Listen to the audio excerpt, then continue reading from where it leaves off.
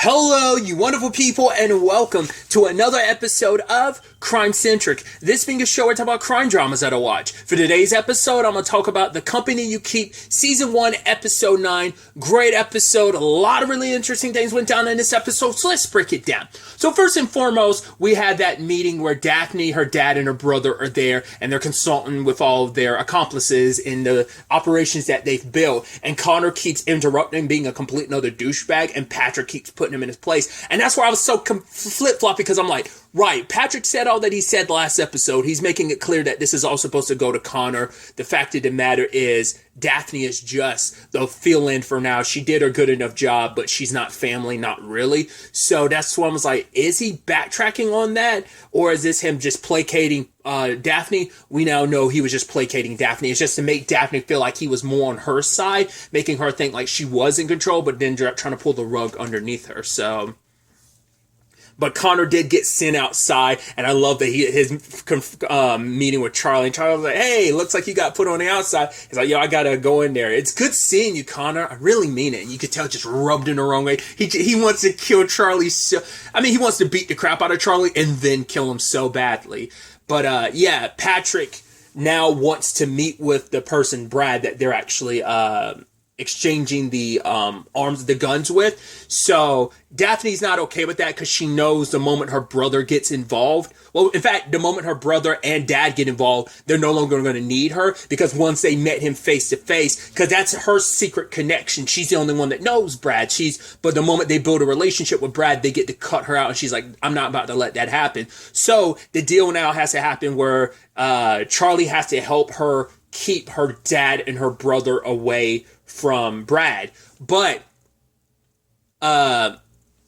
you have Emma, who needs all three of them there so she can take them down, because she's in a complicated spot because of the ruffling some feathers with the whole connecting Daphne and the whole McGuire operation to that guy that they met at the guy she had that connection with. Well, I don't know if it's necessarily 100% the Brad connection, or whether it was like one of the other connections they had at that kind of CIA spy like gathering place. But because of that, they're being drowned in paperwork, so they can't really make any moves officially. Luckily, Charlie's off the books, so yes, he's an off the books asset. So that's still a move they can make. So that's why Emma's like, we need to do this before like the whole thing kind of gets. I mean, the whole operation's already kind of gotten ransacked from us, but with this, we can kind of bypass all that and we can take them down for good. Because once we do this, Emma's like, you will never have to deal with me, and again, we'll kind of go our separate ways. And you could tell like it hurts both Charlie and her, because despite everything, she still does have her feelings for Charlie. She's just trying to beat them down as much as possible. Once again, Charlie's a lot clearer. It's super easy but I think it's because, once again, Charlie's always been the type to wear his heart on his sleeve. Emma's always been the one who kind of builds up walls and pushes stuff down. So they both kind of are playing at their defaults. So, especially when Emma had to put the wire on Charlie, and she's like, go ahead and take your shirt off. I was like, that's going to be an issue. It's like, yeah, it's a complicated thing. It's like, yeah, it wasn't too long ago you two were like in love and banging it out. So it's still awkward and having to get close to them and touch them. And then you're both feeling that and vibing, just trying to pretend like nothing's going on. Both of you like not seeing each other's face, almost being like having to like calm yourselves down, because you're like, yo, like if this or any other circumstances, we'd be like all over each other in this moment type of thing. So now the plan is, not only are they going to be lying to Daphne, they're also going to be lying to Emma too, because it's like, right, this way, we got to get from underneath Emma, which I love Bert being like, well, I mean, to be fair, we wouldn't be in this situation if you weren't under Emma. And Charlie's like, ha. But yeah, like, having to play, like, I had to tell Daphne some of what you're up to kind of give her what she wants, because it's like, hey, if we screw the pooch on this, Daphne's going to turn all her attention back on us, and we don't want that. But also, Emma's kind of got us over a fire too, so we got to give them both what they want while also lying and manipulating both of them to get what we want, and that's from underneath both of them. So this is how we survive. This is how we like skate by giving everybody everything they want, while also giving everyone everything they want, or at least believe that they're getting what they want, when in actuality they're not. So that ended up being an interesting thing, and especially because it's the two Jeffs, which I love. Leo be like, no. I love like them bringing up plans. It's like, oh, we could do the Kansas City Shuffle. I was like, no. I'm curious what the Kansas City Shuffle actually is. I mean, because I'm curious. I'm sure it has to be exactly what it was in Lucky Number 7, but like over the years, I've always extremely simplified it. Once again, it's like while everyone's over here looking to the left, you do the right. But that's like the basis of any con thing. So what is the Kansas City Shuffle exactly? Like maybe I haven't not rewatched Lucky Number 7 in many years. I've seen that movie like multiple times. I know the twists and turns so much, but it's like I still love that movie. It's so damn good. Either way. That's also when you think about like how many people are in that movie. Sir Ben Kingsley, Morgan Freeman, Lucy Liu, Josh Hartnett, Bruce Willis. Like it's a stacked cast. Either way, tangents and all that aside, that's why I'm wondering, like, there's actually more to it. And probably if I watched, because I haven't watched a movie as an adult, like, that probably the last time I watched a movie was when I was in high school, probably. So if I probably watched it now as, like, a 30-year-old, like, I'd probably, like, catch even more nuance of, like, what exactly the Kansas City Shuffle is, rather than I've always delineated to the simple illusionary, like, magician trick of, while everyone's looking left, you're doing all this stuff over here on the right. That's how they kind of explain it in the movie, but that's why I'm wondering, is their Kansas City Shuffle a little bit different? So, because I recognized that immediately, I was like, hey, that's interesting. But yeah, they were shooting down all these ideas, and it's like, oh, the two Jeffs. It's like, no Jeffs, because that plan went horribly last time. It's like, yeah, because we got the wrong Jeffs. The plan is solid, just we need better Jeffs. And so it's like, the third time is a charm. So that's actually interesting that we're going back to a plan of ours, but this is the third time we're doing it because it failed miserably the first two times. So, and I thought it was actually pretty ingenious because it turns out that they're going to pull off the two Jeffs on a train. On the metro specifically. The whole plan is that you have Charlie and Leo pretending to be Patrick and Connor, who are meeting with the real Brad, whereas the real Patrick and Connor are meeting with the fake Brad, which is actually Simon. And you have Birdie set up with the cameras, and it's like, okay, they have a camera set up watching the real Connor and Patrick, and one watching the real Brad. Ollie's the one operating the one watching the real Brad, and they're cut together to make it seem like, hey, okay, you just have two different viewpoints, but the conversations are designed to make it seem like they're answering. It was so well constructed. I was like, yeah, because Emma was buying into it, but it was completely turned upside down the moment the camera got moved by somebody accidentally, and Emma saw Simon's face. She doesn't know who Simon is, but she knew that that's not Brad. She knows what Brad looks like, so it's like, okay. I mean, well, it also makes sense considering they're supposed to be, I'm so stupid because I'm like, oh, she knows what Brad looks like. Well, she knows what Brad looks like because the other camera's pointing to him, you idiot. I don't know why. It's like, yeah, the simple thing of, oh, the person sitting in this camera is not the same person sitting over here. What's going on? So don't interrupt this. You're going to screw the pooch. You're going to put me and my family in danger. Which, to be fair, Charlie didn't want to do this in the first place because he told Emma, it's like, I could get killed. But she's like, no, I trust you to get this done. Like, you'll manage. It's like, yeah, but you didn't give him much insurance in that regard.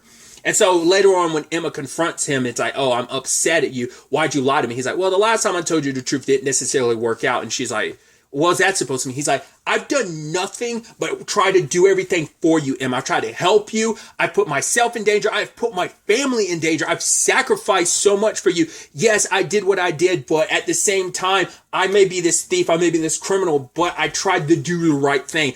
Because I care about you, I didn't want you to get hurt. I was forefront about who I was because it meant saving your life. And it seems like no matter what I've done so far, it hasn't been good enough. Because Emma I think especially after last episode, going through the trouble of releasing Leo shows that there's something there, but it's she could just never fully let go of the whole, I can't trust you. And in that moment when she felt like, oh, I was starting to trust you like a little bit again, it still was a lot of distrust, but like a little steps towards trust. It's like, oh, like in her mind, it's like that moment confirmed everything all over again. Like, I can't trust you. But for him, it's like, I can't trust you either. Like, the fact is, and even she recognizes later on, it's like, right, I'm literally doing the same thing that Daphne did. So I'm kind of holding you over a fire and putting your because I'm asking you to work for me because I know who you really are now. And also I could use that to take you down. But in the end, I'll protect you while you're protecting my family and I'll be protecting your family. So it's like you kind of have leverage over them in that regard. Emma wasn't necessarily using in that regard. When she was super pissed at Charlie, sure, but where they are now, not really, but still. And so he just wanted her to go. You could tell, like, legitimately she realized how much she hurt Charlie, and it hurt her to see. So, and I love how that ultimately ends up tying in with her family circumstances, because some dirt is about to drop about the Hill family. It's like, well, what do we do? And obviously it's got to be about Joe's affair. So Grace goes down there, talks to Claire Fox herself, but Claire's not the one leaking this information. Like, she's not the one who's trying to rear up all this ugly stuff. Even hiring Jen to look after David. Now, once again, we don't know. Claire Fox could be playing 4D chess here and pretending to be an ally when in actuality she is someone you need to watch out for. We don't know. Because at the end of the day, Grace confronts her, but she's like, right, I hired Jen because I found out about, the fact is you were losing backing from people, like people pulled out months ago. I wanted to repay your family because I know how messed up I was. I was young and I don't like what I did back then, what I did to Joe, what I did to you and your family. It wasn't right. And when I saw, hey, here's an up and coming person who I know, like, hey, here's someone I can help and I can believe in. So that's why she decided to help David. It's to make up for her past, like try and make up for what she's done. And so it's like, oh, like, is she being truthful? It seems like it, but once again, she could be playing 4D chess and that could all be a manipulation and a lie. We just don't know. But for Claire, it's like, I will do whatever I can to help. And in fact, Grace asked her for help and has Claire Fox leak her book. Now, her book covers the affair and everything, but she keeps it anonymous. She doesn't go into who Claire is. But she's like, the story, it's a chapter about the affair, yes. But what it's about is, me and my husband were not in a good place at the time, but that affair made us come back stronger than ever, made us fight for each other. And we are here where we are right now. Like, if it wasn't for that affair, like, our marriage is better and stronger than ever because we found and fought our way through, that situation. And she tells that story, and she had leaked the book, so it's going to come out making them look positive in it, because she's like, this, we can spin this. The text, the subtext of it is about that, and it's going to make the Hill family look better in the end. It's going to make her come out looking like, oh, like they were able to figure this out. The fact is that they were able to have a stronger marriage because of it. Like, I'm sure there are still people who are going to look a certain way because of that. It's like, oh, like, you took him back. Like, that varies from person to person, whether or not they think that's a good idea of you taking someone back or not. That is always that's a whole conversation in itself about an individual people. Like, some people are like, you cheat on me, we're done. Other people like, if it's a strong enough marriage, if there's a lot more going on, if there's more at stake, then it's worth fighting for. And so Emma ended up talking to her mom about, like, how'd you and Dad make it past that? How'd you forgive that? She's like, it wasn't easy, but at the end of the day, like, I knew what we had was something special and was worth fighting for,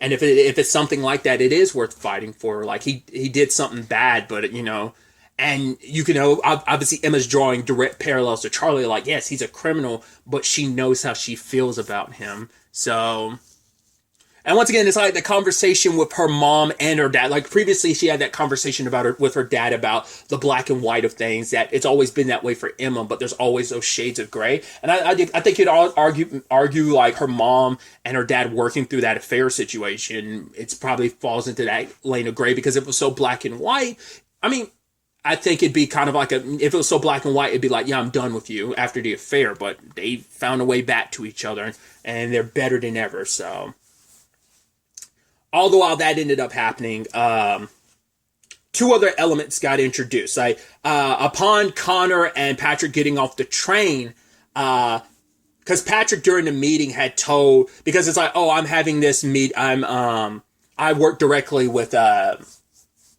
Daphne to do things, but it's like, no. This is someone that was just filling in for right now. Like, this is like an advisor. That's all she is. You'll be operating with the person who's really running the show, my son.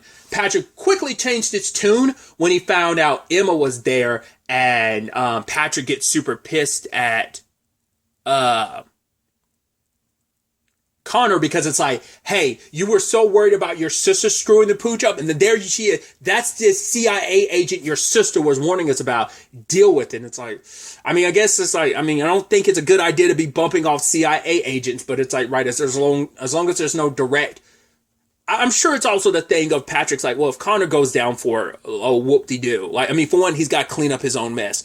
Two, it's also the fact is if Connor gets taken down, I always have a backup with Daphne. Like, neither of his children mean anything to him, you know? It's just like, whichever one of you serves me best now is my favorite. That's all that really is. So I think in that moment, he was going to probably switch back to Daphne being like, wow, she's not the screw up. I mean, especially if Connor completely screws the pooch, which he kind of does by the end, but we'll get to that in a second. So,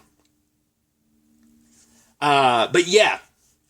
David's at his debate, and the guy, you know, obviously the conversation of nepotism comes up, and David's like, right, I don't deserve to be here, but he talks about his dad. My dad came here kind of with nothing, you know, and it wasn't about who he was as a person. It wasn't about this. It was all the conversation was about who he, like, where he came from. And for him, it's like, yeah, politics has gotten so caught up in, like, we're not doing what's actually like talking about the issues. It's just too much of, you know, it is the, you know, political circus that it is.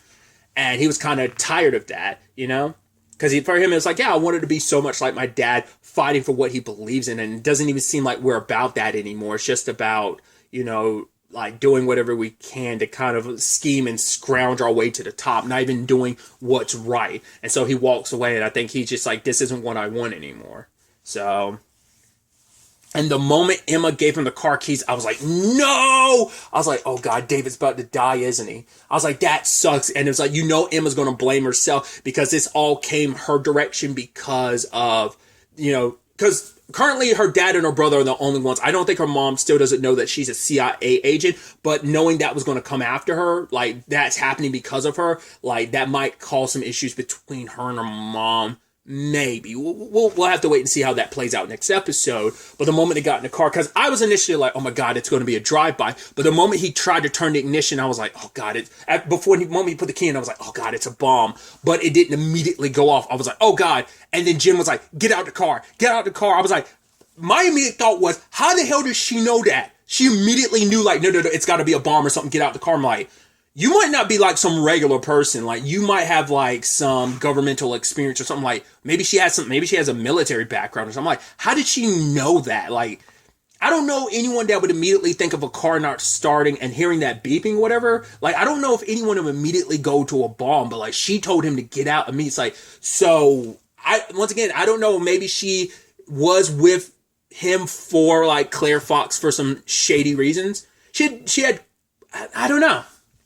I just don't know what to fully make of that. It just feels like there's definitely going to be more to her circumstances. And this is right after Emma's talk with her mom. I was so surprised when we had Emma go confront Daphne. This is also after Daphne ended up kissing Charlie because Charlie let her know about like her dad and her brother, what he said. And for her, it's like, right. She kind of said the same thing back at that CIA gathering summit thing. And it's like, right. It'd be upsetting if it wasn't so predictable. It doesn't mean it doesn't hurt because she knows who her dad is, and she kind of figured, but she was hoping on some level what she did, because whether she realizes it or not, like, this isn't just about proving herself to herself. This is about proving herself to her dad. She still wants his attention. I mean, like, this is a dad that came into your life and took an interest in what you could bring to the table. You know, you were missing that void in your life for most of your life, and now you were kind of filling it with working alongside Patrick, but, you know, he kind of showed his true colors in this moment. His true colors, in my opinion, is flip-flop because he doesn't care about any one of you. The way he hits your brother and like grabs him by the neck and the face, it's like, yeah, he's never going to win Father of the Award rewards because Father of the Year rewards because he's an asshole. But yeah, but Emma confronts her and it's like, and tells her like, right, I heard about things between you and your dad. And Daphne's like, you you and Charlie, and then kind of found out about them dating. Granted, that was before Charlie found out about her being a CIA agent, but she was actually cut really deep by finding out about Charlie. Makes sense. I mean, for one, she kissed him, which I was like, ooh boy, don't let that go any further. And it didn't, because honestly, he doesn't feel that way about Daphne. I mean, especially talking about the person who's threatening his family.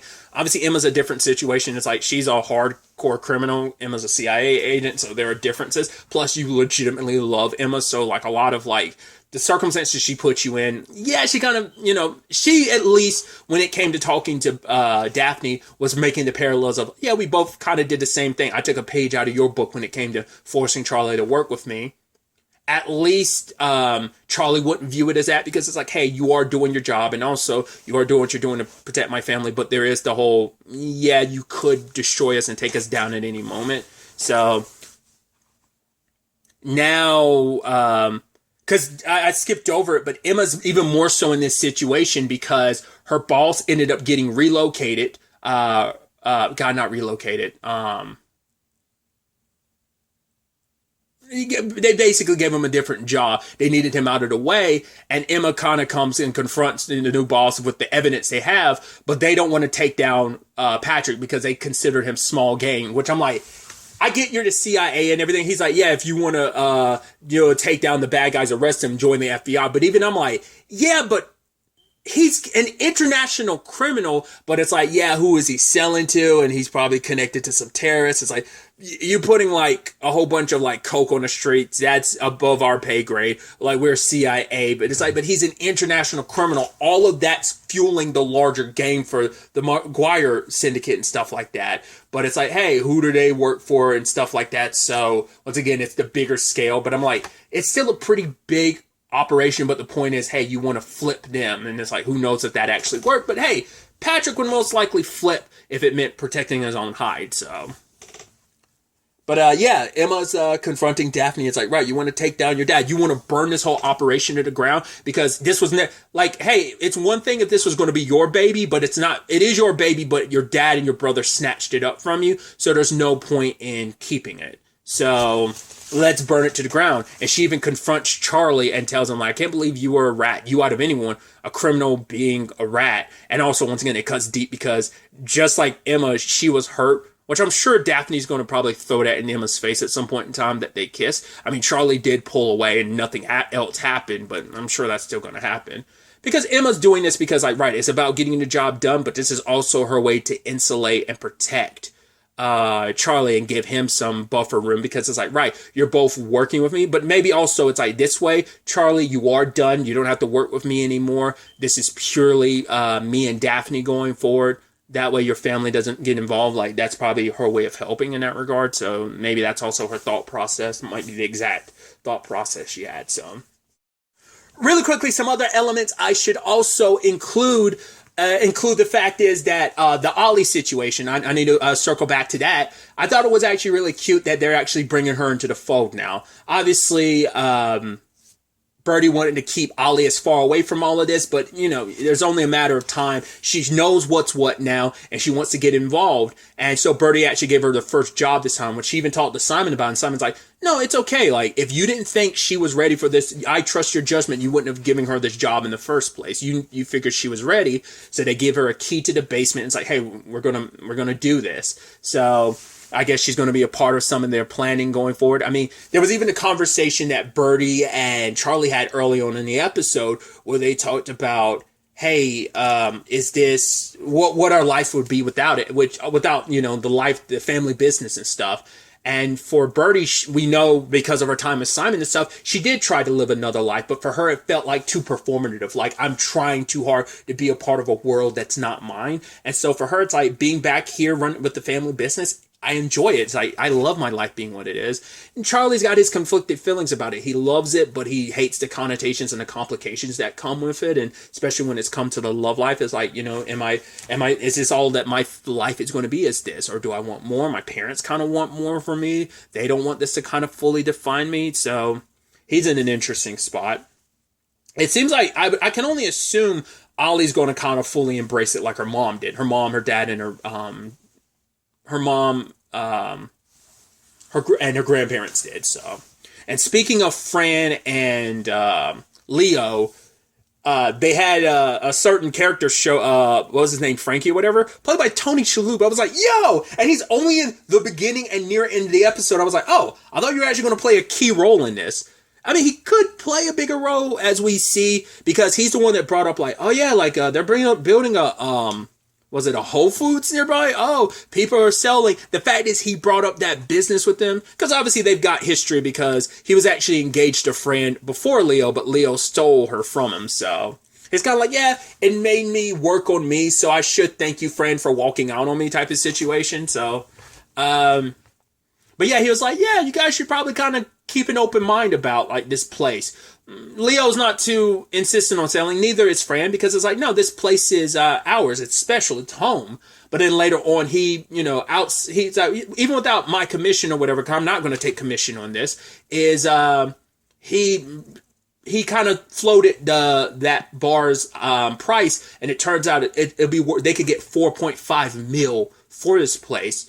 Which it's got Leo thinking, because it's like the future of like, yes, this place is important to us, but my condition isn't going to get any better and my family needs its security. So if I can leave a buffer zone for them, after I'm gone, that's a complicated thing. But I also feel like Tony Shalhoub's character has his own. I mean, that was something Birdie and Charlie were talking about too. Like, it's like, right, is he the one behind all this, or is he simply the messenger? It's kind of the thing, like, oh, was he? So it seems like he's deeply involved in this. Like, I don't know if there's going to end up being some criminal element to this of like what he's up to. Like, obviously these other places, like places that have been around a while, are buying up the neighborhood, so it's kind of getting gentrified. So what that means, whether that becomes like a future larger story point, or whether that's just kind of like a here and now of like, yeah, it can help them, especially with everything Leo's going through. Probably like medical, like bills and stuff will eventually stack up. So I don't know.